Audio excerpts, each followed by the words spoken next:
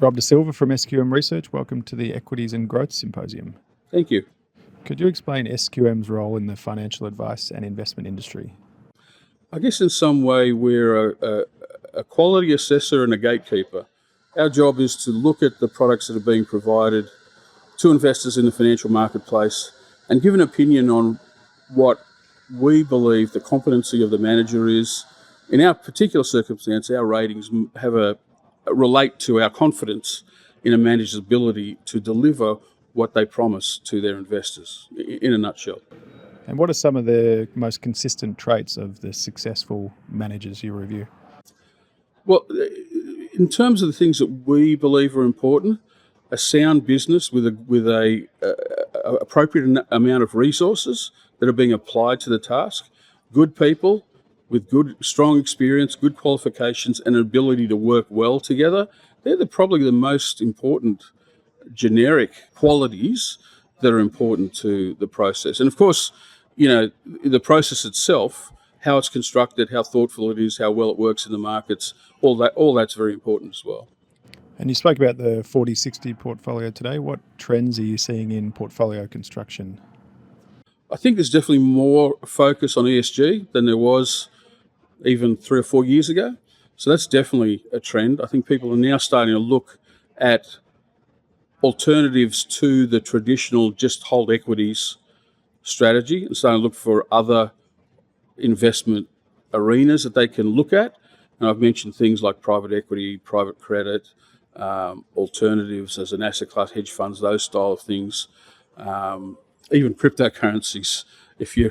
Whether you're a believer or not, there is underlying demand and some people thinking about how that might fit into a portfolio.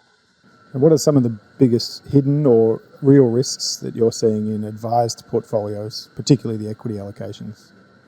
I think one of the key risks now is believing that a market exposure is diversified. In other words, if you're matching the ASX 200 or 300 or the S&P 500, that you really have diversified your risk. But in a lot of aspects, you haven't, right? Because the Australian market's very concentrated in certain sectors, and the US market, a lot of its performance has also been very concentrated in just particular stocks as well as themes. Basically, growth, tech, disruption have dominated US equity returns, and the FANG stocks are a clear, example of that. Those stocks alone have contributed massively to the total performance of the US market. So I think it's time to look at that more carefully and try to be more balanced about your equity exposure and not necessarily think that the market by itself is the proper way to think about your risk in the market.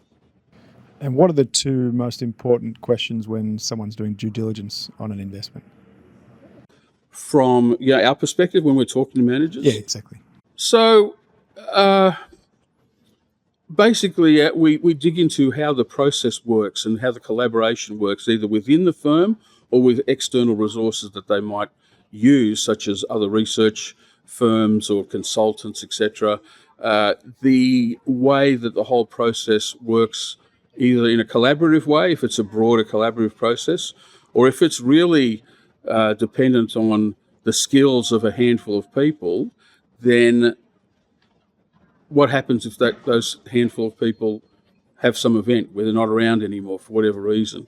So key person risk is not a trivial thing when the process depends on key people in a large extent. We also are very careful to ask questions about the business, its underlying sustainability, both in a financial sense and a broader sort of ESG sense. But you want the business to be around for the long run, because there's no point in having a great fund if the business folds.